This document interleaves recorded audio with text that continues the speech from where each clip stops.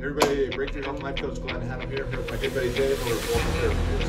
We are going to talk about another segment of the body and some of the home remedies that you can get access to for a very affordable price point. Over the last 3 decades, I've coached thousands of men and women and their families to get unstuck, get empowered, and amplify their lives. Now the tables are turned. This is the Coachable Coach. I go to date. A lot of people are nervous going to therapists because maybe they had a bad experience, and that's understandable. But when you go to trained professionals like these guys here and his team, I feel very safe to explore new ways of going about things. So even though maybe you've tried one particular modality of therapy, there's a multitude of options to explore.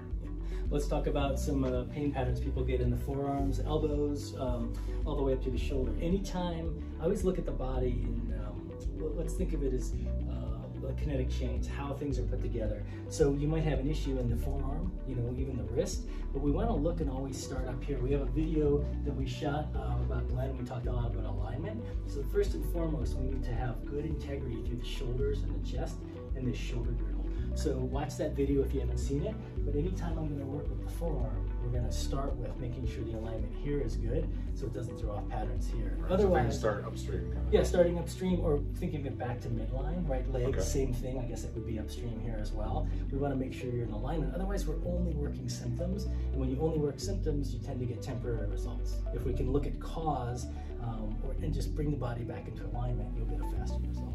So if you've got issues on the forearms, whether it's the flexor side or the extensor side, we can do a lot of work just to first and foremost release that. My climbers, some of my athletes that hold like stick sports, lacrosse and hockey. A lot of those clients, like rock climb, rock climbers, they get a lot of, we'll call it fry in here. You're a little tight in there. And so, that first couple climbs back, you feel it. Some great tools in here where you can do some self-massage. So go ahead and just hold that. You'd have this like on a table and just run your arm back and forth slowly through it, right? Yep. So going through the car wash. Yeah, so you can just do that at different angles. You can do work what we call pin and stretch. So I'm going to hold here, and then Glenn, just kind of wave your hand back and forth. Oh yeah. So there's no movement here. And again, he would be holding this. This would be resting on a table. This product is an arm aid. This might be an older version. They've got some newer ones out. The new ones with like the rollerblade wheels. Yeah, gotta do something with those things. Those are great as well. Yeah, that's right. So these are great tools. I'm sure a lot of you have these thumper massagers. I have one of these. And be careful with these when you're working around tendons. up toward the joints, elbows, the wrists, right at the shoulder.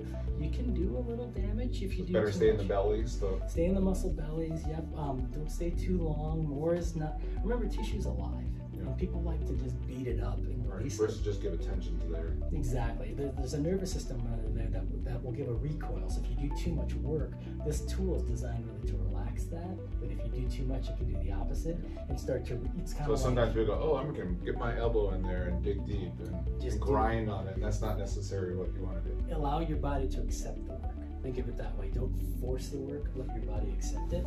It's not what you do; it's how you do it. And there are tools. Why are you doing it? Scraping tools, gua sha tools, things that you can do to self-massage, self-manage. Just go ahead and take this, and you can do that yourself on your forearms. So you can dig in, open up those superficial layers of fascia. That's great. Brings good blood flow. Better than like using one of your dull knives out of the the butter knife. The butter knife, yeah.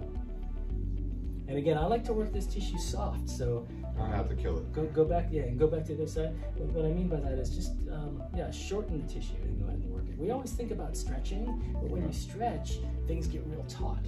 And if we shorten the muscle, you get more of a soft belly. So we can. Where can you find tools like this? Yeah, online there are a lot of options. What's the name of this again? It's called. This one's called a stick-on, but that's the name of the product. But gua sha. Gua sha. How's that spelled? Yeah, whatever. Something like that. Just type in "sounds like gua sha." Yeah. Okay.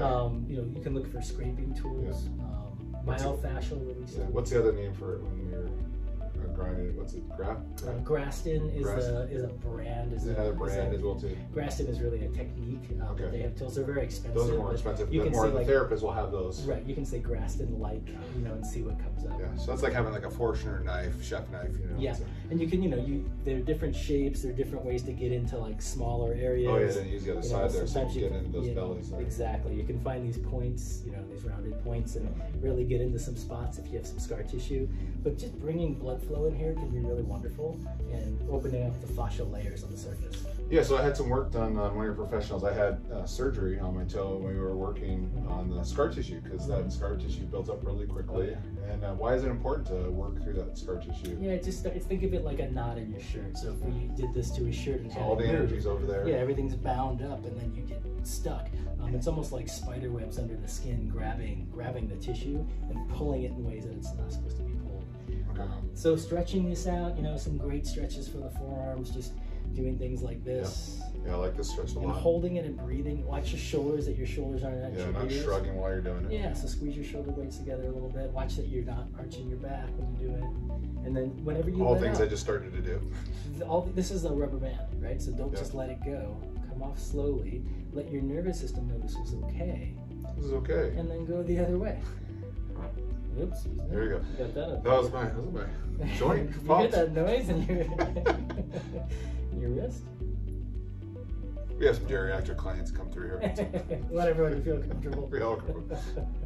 All right, so you can open that up a couple different ways, and then doing any type of pec or chest opener. You know, maybe up against the doorway. Sucks is gonna make me reshoot this.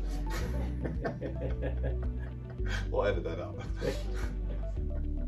And then the difference between doing a passive chest stretch. So here, let me just show you. Just lie on this roller. Okay. You want me to lie? With a perpendicular. Perpendicular. Okay. A lot of times with the roller, like, it's a misnomer that you don't have to roll always to get the benefit.